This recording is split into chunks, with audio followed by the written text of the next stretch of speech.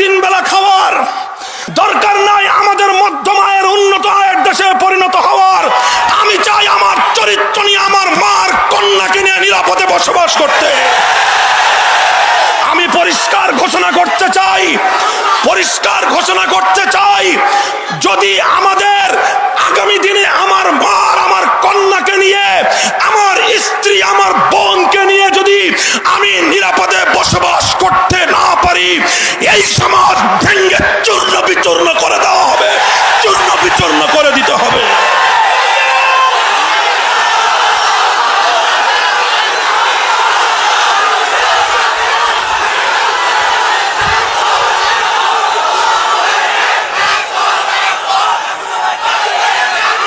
মোহতারাম হাজিরিন, আজ এই যে যুব চরিত্রের অধপতন, আজকে সমাজ থেকে চরিত্রহীনা নারী সৃষ্টি হয়।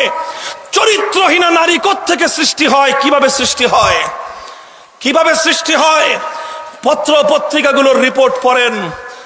আমাদের মাসিক মঈনুল ইসলাম, আল কাউসার রহমানী পয়গাম মাসিক মদিনা পড়বার দরকার নাই, প্রথম আলু আর প্রথম পটল পড়েন, ওখান থেকে রিপোর্ট আসবে। এক বছরের জরিপগুলো আপনারা দেখেন, কিভাবে এই সমাজে পতিতা তৈরি হয়, কিভাবে দুশ্চরিত্র নারীদের আগমন ঘটে, কোত্থেকে সমাজে এরা তৈরি হয়। মায়ের গর্ভ থেকে তো কোনো মেয়ে দুশ্চরিত্র হয়ে পৃথিবীতে আসে নাই। কিভাবে আসে?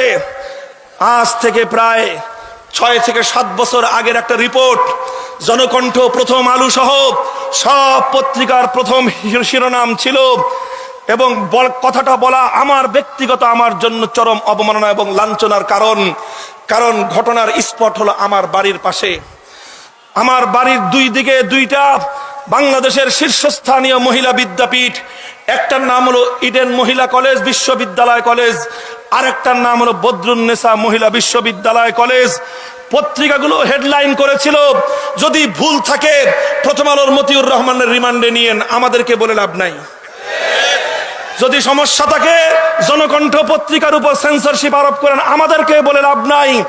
আমরা পত্রিকার রিপোর্ট দেখে বলতেছি, ইডেন কলেজ এবং বদরুন্নেসা কলেজের ছাত্রী নেত্রীরা, আবার বলছি যারা পলিটিক্স করে যে সমস্ত মেয়েরা, সেই ছাত্রী নেত্রীদের কাছে ইডেন আর বদরুন্নেসার মেয়েরা যারা বৈধভাবে হলের মধ্যে সিট বরাদ্দ পেয়েছে, গরিব বাবার মেয়ে, সেই ঠাকুরগাঁও থেকে এসেছে, দিনাজপুর থেকে এসেছে, পঞ্চগড় থেকে এসেছে, ঝিনাইদহ থেকে এসেছে, সেই শ্রীমঙ্গল থেকে এসেছে, গরিব বাবার মেয়ে সরকারি বাজেটে সিট বরাদ্দ পেয়েছে, কিন্তু সিটগুলো তো সব নেত্রীদের দখলে।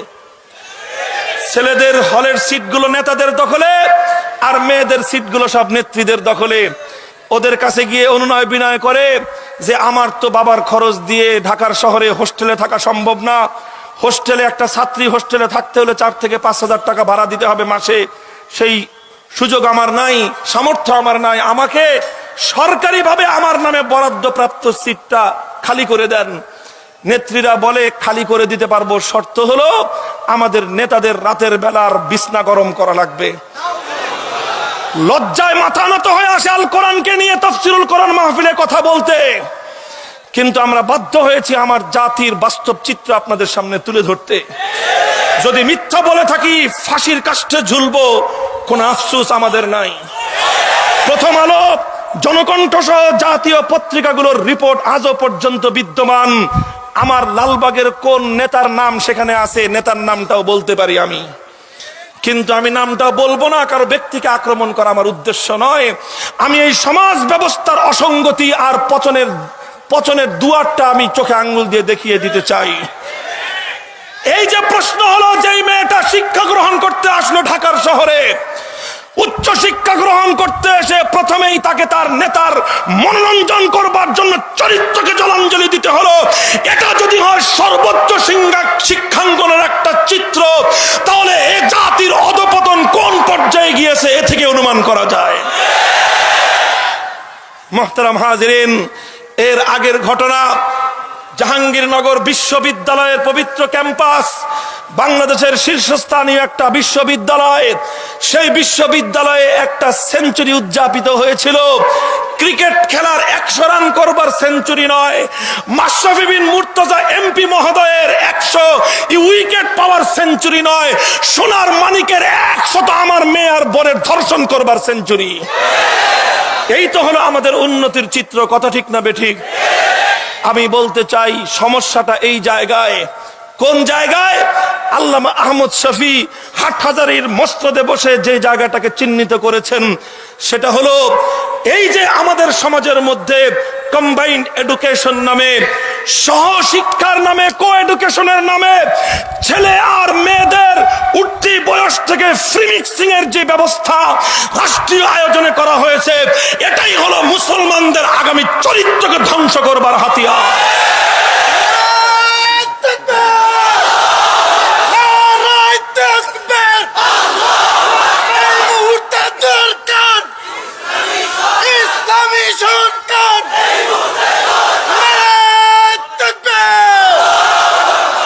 গরম ভাতে বিলাই বেজার, গরম ভাতে বিলাই বেজার হবেই। কুলিল হাক্কা ওয়ালাউ কানা মুররান, সত্য কথা বললে কোথাও কোথাও অ্যালার্জির চুলকানি হবেই, কিন্তু তোমাকে সত্য কথাটা বলতে হবে, আর না হলে ওই অ্যালার্জির চুলকানি গোটা সমাজের মধ্যে সংক্রামিত হয়ে যাবে। আজ আল্লামা আহমদ শফী অকপটে জাতির অভিভাবকের মসনদে বসে সত্য কথাটা বলে দিয়েছেন। ক্ষিপ্ত হয়ে গেছে তোমরা আল্লামা আহমদ শফীর বিরুদ্ধে, কিন্তু যুক্তি দিয়ে ওনার কথা খণ্ডন করবার হিম্মত তোমাদের নাই। ওনার বিরুদ্ধে অপবাদ আরোপ করলাম, আল্লামা আহমদ শফী নাকি নারী এডুকেশন, নারী শিক্ষার বিরুদ্ধে। এর চেয়ে জঘন্য মিথ্যা অপবাদ আর কিছুই হতে পারে না। আহমদ শফী সাহেব, আল্লামা আহমদ শফী, তিনি তার বক্তব্যের ব্যাখ্যা স্পষ্ট করেছেন, আমরা কোনোদিন নারী শিক্ষার বিরুদ্ধে না, আমরা নারী শিক্ষার বিরুদ্ধে হতে পারি না। যে মুসলিম জাতি মা আয়েশার সাহিত্য চর্চার ইতিহাস জানে, যে মুসলিম জাতি মা আয়েশার ইলম এবং বিদ্যা চর্চার ইতিহাস জানে, যে মুসলিম জাতি হযরতে উম্মে সালামা থেকে ইলম এবং জ্ঞান বিদ্যা অর্জন করে, সে জাতি কোনোদিনও নারী শিক্ষার বিরোধিতা করতে পারে না। আমরাও নারী শিক্ষার বিরোধিতা করি নাই, আল্লামা আহমদ শফীও বিরোধিতা করেন নাই। আল্লামা আহমদ শফী প্রচালিত আল হাইয়াতুল উলিয়া লিল জামিআতিল কওমিয়ার অধীনে প্রায় 25 লক্ষ মেয়ে টেকনাফ থেকে তেতুলিয়া পর্যন্ত উচ্চ শিক্ষা অর্জনে লিপ্ত আছে। তাহলে আল্লামা আহমদ শফী কি বলেছেন? আল্লামা আহমদ শফী যেটা বলেছেন সেটা হলো এই, ছেলে আর মেয়েদেরকে সহশিক্ষার মাধ্যমে ওদের চরিত্র ধ্বংস করবার এই বিপজ্জনক খেলা বন্ধ করেন। এটাই হলো আমাদের প্রস্তাব।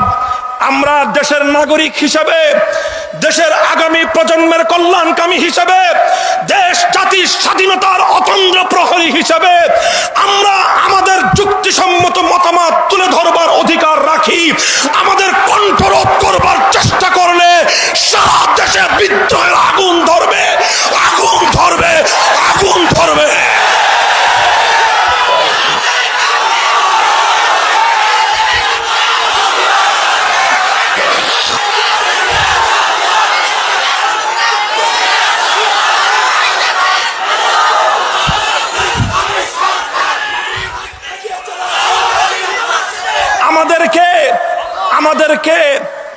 আমাদেরকে ছেলে ভোলানো গল্প শোনানো হয়, আর আরো সহজ ভাষায় বললে বাঙালিকে হাইকোর্ট দেখানো হয়। আমাদেরকে বলে ওনারা নাকি নারীর অগ্রগতি আর উন্নতি চায়, এই জন্য ওনারা সমস্ত শিক্ষাঙ্গনে নারীদের পার্টিসিপেশন, নারীদের অংশগ্রহণ বৃদ্ধি করতে চান, এই নাকি ওনাদের উদ্দেশ্য। আমরা বলি আমাদেরকে হাইকোর্ট দেখানোর কোনো দরকার নাই, বাপের পয়সা দিয়ে নিজের পকেটের পয়সা খরচ করে হাইকোর্ট দেখে আসার মতো সুযোগ আমাদের আছে। আমাদের কাছ থেকে বুঝবার চেষ্টা করেন। রাষ্ট্রীয়ভাবে সার্কুলার জারি করা হয়েছে, বাংলাদেশের আলিয়া মাদ্রাসাগুলো, যেগুলো কামিল, ফাজিল, ডিগ্রি লেভেলের বড় বড় ছেলেরা, বড় বড় পুরুষরা যেখানে পড়ে, সেই সমস্ত মাদ্রাসাগুলোর জন্য আজকে আমার দেশের রাষ্ট্রীয় আইন হলো যে কমপক্ষে 30%, 30% নারী শিক্ষিকা নিয়োগ দেওয়া বাধ্যতামূলক। স্কুল কলেজ ভার্সিটিতে সব খাইছি, আগে সব খেয়ে শেষ।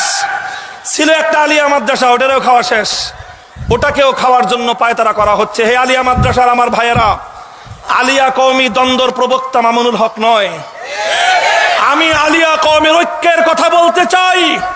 শুধু আলিয়া কওমি নয়, কওমি আলিয়া স্কুল কলেজ ভার্সিটি গোটা দেশ এবং জাতির ঐক্যের প্রবক্তা মামুনুল হক। তবে যেটা বলতে চাই সেটা হলো এই যে আপনারা আমাদেরকে বোকা বানানোর এই পায়তারা করলেন, এটা বন্ধ করেন।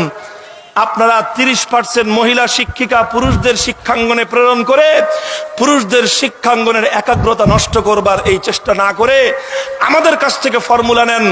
আমরা 30% নারীর কর্মক্ষেত্র তৈরি করতে সম্মত নই। আমরা 50% 50% নারীর এমপ্লয়মেন্ট এবং নারীর কর্মক্ষেত্র তৈরি করবার দাবি জানাই। এই মিয়া, 30% নারীর চাকরি ভালো না 50% নারীর চাকরি ভালো?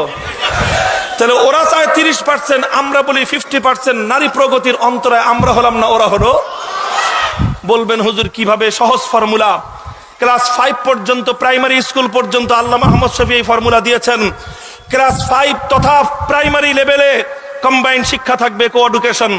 ছেলে মেয়ে 7-8 বছর পর্যন্ত সর্বোচ্চ একসঙ্গে পড়াশোনা করতে পারে, এতে সমস্যা নাই। এরপরও সেপারেট হলে আরো ভালো, না হলেও কোনো আপত্তি নাই।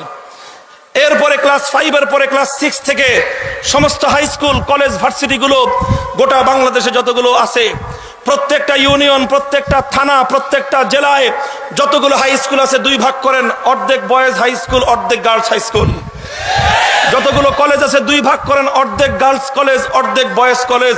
যতগুলো বিশ্ববিদ্যালয় আছে প্রাইভেট এবং পাবলিক বোধ বিশ্ববিদ্যালয়গুলোকে 2 ভাগ করেন, অথবা প্রত্যেকটা বিশ্ববিদ্যালয়ে 2টা সেকশন করেন, একটা বয়েজ সেকশন আর একটা গার্লস সেকশন। এভাবে করেন। এবং যেটা মেয়েদের শিক্ষাঙ্গন হবে সেখানকার দারোয়ান থেকে নিয়ে হেডমাস্টার, প্রিন্সিপাল, ভাইস চ্যান্সেলর পর্যন্ত সব মেয়ে থাকবে।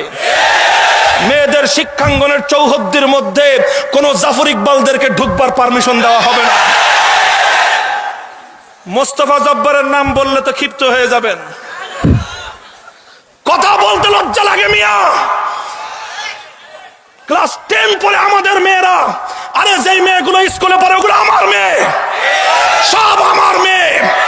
আমি ওদেরকে আমার মেয়ের চোখে স্নেহ মমতা দিয়ে দেখি।